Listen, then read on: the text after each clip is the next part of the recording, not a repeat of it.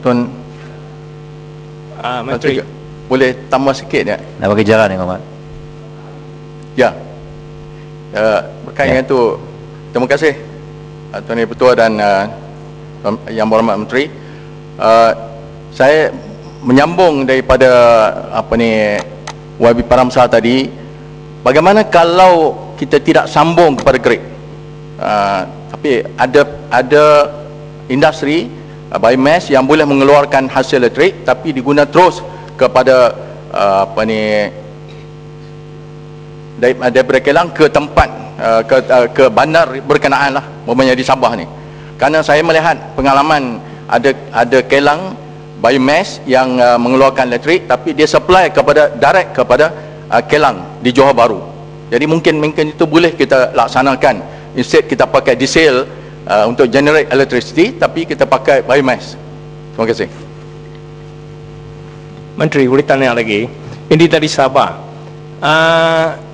Pakai guna ini biomass, kita ada satu biomass station di sana kan. Tapi asap hitam itu tak boleh tahan lah. Ini power station kena dihentikan. Saya pun mau tanya, kenapa boleh sampung itu tenaga dari Pakun ke Johor, kenapa tidak boleh sampung ke Sabah? Hanya 760 km. Di Sabah kita perlu 700 lebih megawatt. Kalau boleh datang dari Pakun 1000 megawatt, kita boleh cukuplah untuk seluruh Sabah. Ini Batu Arang sudah banyak oppose. Mengapa kerajaan mesti mau guna Batu Arang di Lahad Datu, Felda, estate Felda? Banyak lain-lain itu power boleh guna, hydro, Lewagu dan tanam juga. Terima kasih.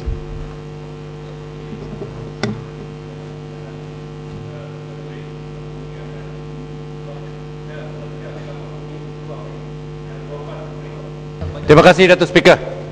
Ini sambung dengan soalan 15 tadi pagi yang sebenarnya saya betul-betul mau mohon penjawapan daripada Menteri. Walaupun ada yang dengan cara tulislah.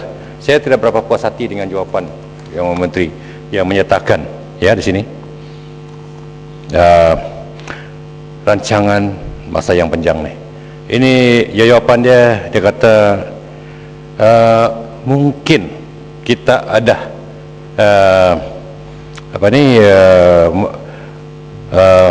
perancangan saja dikatakan yang boleh dilaksanakan termasuk memaksimumkan potensi yang sedia ada di Sabah termasuk hidro dan sumber tenaga. Tiada komitmen langsung yang berhormat Menteri. Ini jawapan bagaimana rakyat dapat menerima. Bagaimana rakyat menerima jawapan serupa macam ni?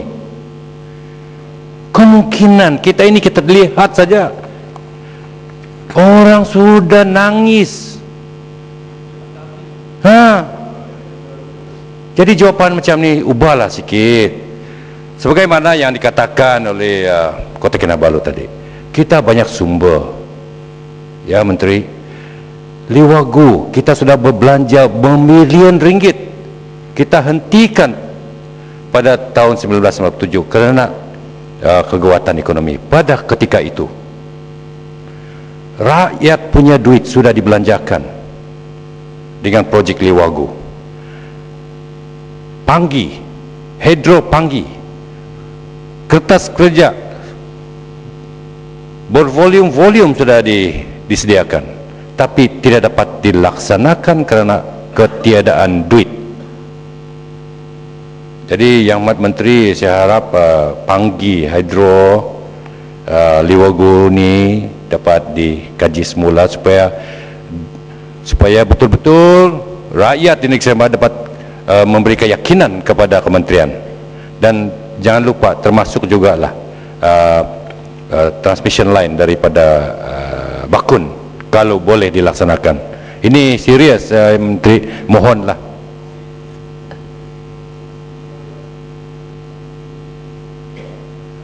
terima kasih Ahli Raya Muhammad yang buat komen tadi tentang isu ini. RE ya. Saya masuk ini tajuk RE ini sebab padang besar yang sebutkan oleh Palm Mills ini. Memang RE ini akan menjadikan satu energy mix ya, yang kita akan lakukan di masa akan datang. Sebab RE ini kita tahulah kita gunakan sumber-sumber yang sedia ada ya, yang ia pun sumber yang boleh diperbaharui, dan memang saya setuju bahawa ini adalah satu sumber yang kita perlu ambil pendekatan supaya kita gunakannya dalam energy mix kita. Tetapi pada masa yang sama, RE ini hanya boleh menjadikan satu bahagian kecil daripada jumlah total capacity yang kita perlukan ya, di masa akan datang. Dan sebab itulah buat masa sekarang kita ada rancangan untuk mempromosikan kegunaan RE melalui, for example, small renewable electricity generation, iaitu serap SEREP SEREP ya, program SEREP yang kita ada, dan melalui program itu pihak penjana boleh dibayar satu harga yang lebih tinggi daripada IPP yang sedia ada. IPP sama ada di Semenanjung ke atau di mana-mana pun ya. Itu sebab kita nak promosikan RE ini. Sama juga mengenai gunakan solar ya, solar panel, photovoltaic cells. Mengenai sama ada kita boleh terus sambung ke grid ini, inilah satu isu yang kita cuba menyelesaikan ya. Kita tengok kilang itu di mana, kita kena bandingkan belanjanya ya, belanja infrastruktur untuk membawa kabel ke kilang itu. Kalau kilang itu di dekat grid yang sedia ada, saya rasa itu tidak ada masalah. Tetapi kalau kilang itu jauh daripada grid itu, maka kita ada masalah untuk membangunkan infrastruktur tersebut. Beruas bangun yang amat. Sorry. Beruas depan ni. Ya, nanti saya belum habis jawab ahli-ahli yang berhormat tadi ya. Tunggu mengenai RE tadi boleh. Ya nantilah boleh sambung. Boleh sambung nanti. Ya kita boleh sambung. Mengenai Bakri ini nak sama ada TNB keluarkan notis atau tidak. Saya rasa memang TNB keluarkan notis jika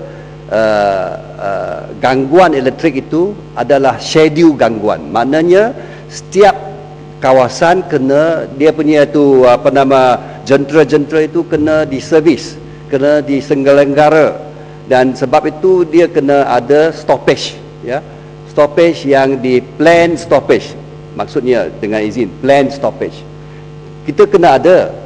Kalau ada plan stoppage ini, dia memang keluarkan notis kepada semua pelanggan yang kena ya. Tetapi unplanned stoppage itu apa boleh buat? Kalau kilat ini ya, terus bantah